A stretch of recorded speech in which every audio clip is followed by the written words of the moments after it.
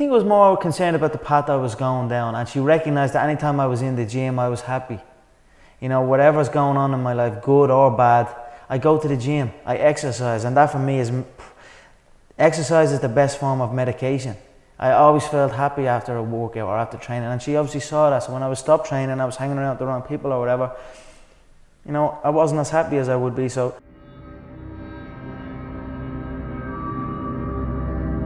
I got goosebumps, you know, I got that feeling that this is within reach now. So I'm just gonna keep going, keep hitting the gym, keep training hard, keep putting on performances. I can believe, because I did believe, and I put in the work to make it happen. One thing about martial arts, people can say this fight game is dangerous and it's brutal, but my mind is strong. I'm fit in body and mind, and that's something that not a lot of other careers can give to a person. So my mother, I love my mother dearly. I love her to bits, you know. I'm securing my family's future here. I don't want my family, I want my mum and dad to retire and live comfortable now, you know what I mean?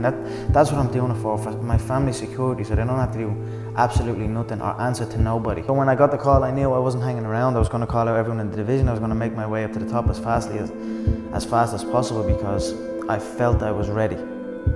I felt I was better than these people. So, but obviously the work always is still, you know, there's always work to be done, you know. So if anything, I suppose it definitely got me to the gym that bit more, you know. Now it's there. Now all these dreams that I've been having are actually there in front of me. So I work towards it. Again, exercise is the best form of medication for me, you know. So I was just trying to keep busy with any exercise I could do, I was doing. I was really focused on my rehabilitation work. I was out in LA, but I was on my own for the most part, and it was tough, but I just carried on.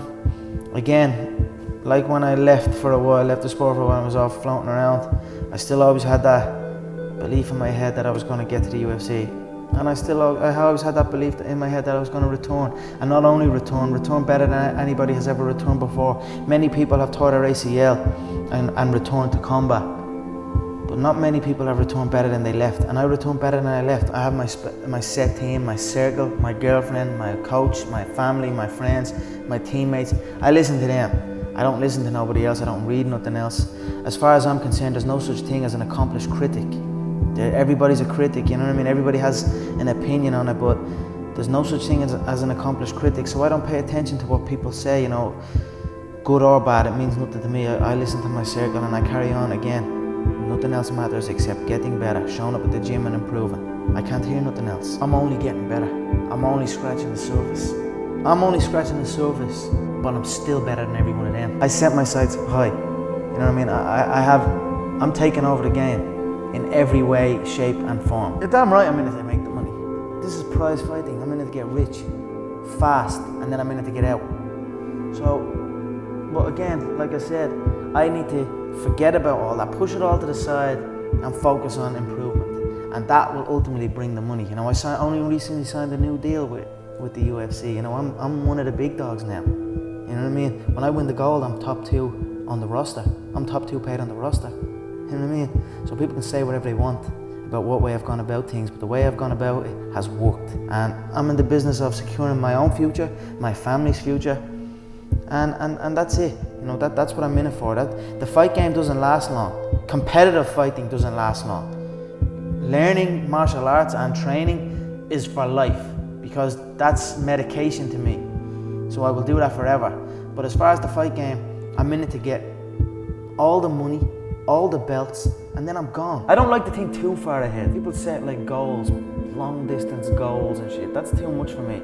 I already feel like I'm living it. And then I just carry on doing that, you know, carry on day by day, already living the final goal, the goal of being the world champion. I already carry myself like I'm a world champion. I already speak like I'm a world champion. And that's it, I just carry on day by day. So I'll take it as it comes. I'll let you know a little bit closer, you know what I mean? As far, all I can see right now is the gold. That's all I can see. Get paid. Get paid. You know what I mean? I have some things lined up for after the fight. I'm in talks with people. If it involves money, it's me again. You know what I mean? I'm gonna show up and again make money. This is what this is about. It's about the money. What else is it about, really? What else is it about? So acting has definitely crossed your mind at least? Money has crossed my mind, and acting brings money. So who knows what's around the corner. Again, I don't think too far ahead. I push it to the side. I just push all of that to the side and hit the gym. I believe the next wave will be even better. The next wave have a path. The next wave, they can see the journey.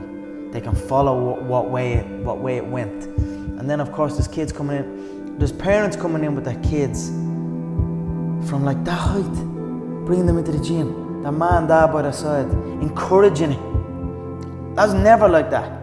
That's gonna go to a next level when you have the parents encouraging the dream. You know what I mean? And regardless of, people can say it's barbaric and martial arts is barbaric, or this game is too much, you know what I mean? It's two men beating each other or whatever.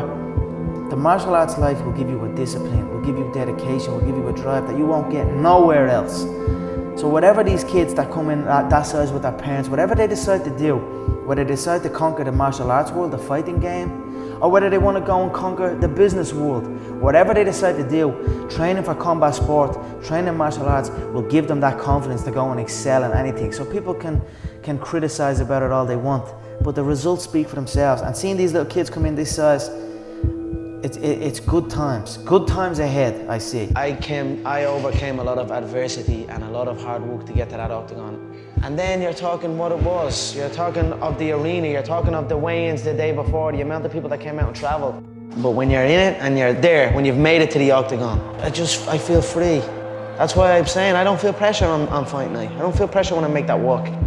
Someone asked me what it's like when I make that walk, what it's like when you walk out to that arena, and I swear on my life, when I walk out to that arena, I honestly feel like I'm unshackling chains off of me. Do you know what I mean? I feel like I'm chained and I'm carrying a cross or something. And then when I get to that octagon, I'm peeling it all off. And when I finally step foot in that octagon and place my bare feet on that special UFC canvas, I feel free. Now what I am doing this for is finally here. I'm not doing this for this. I'm not doing this for fake acting and pretending I can, you know what I mean? Trying to give emotion to some guy that wants emotion from me for a shot. I can't do that. I don't do this for that. But I understand that it's a double-edged sword and you must do that.